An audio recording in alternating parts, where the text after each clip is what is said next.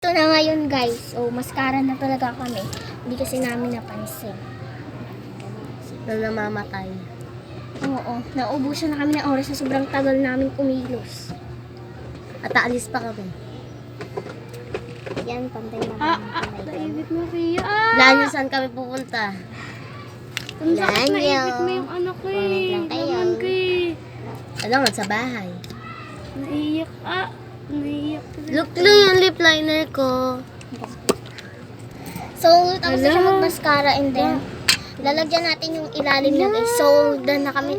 Sige. Ito na ako, guys. Hindi pa ako tapos mag-mascara lahat-lahat guys.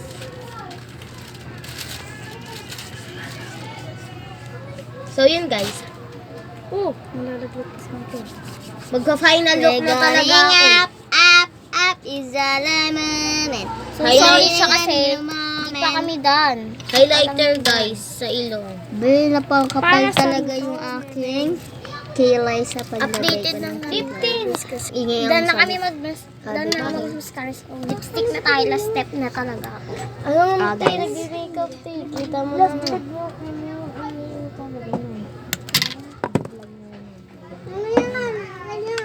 Sa'yo yan?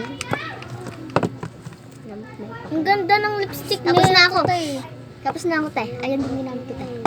Add ko.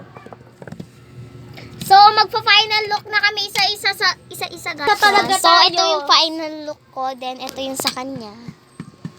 Ito yung sa kanya. Ito yung naman sa kanya. Comment down below kung sino yung pinakamagandang makeup.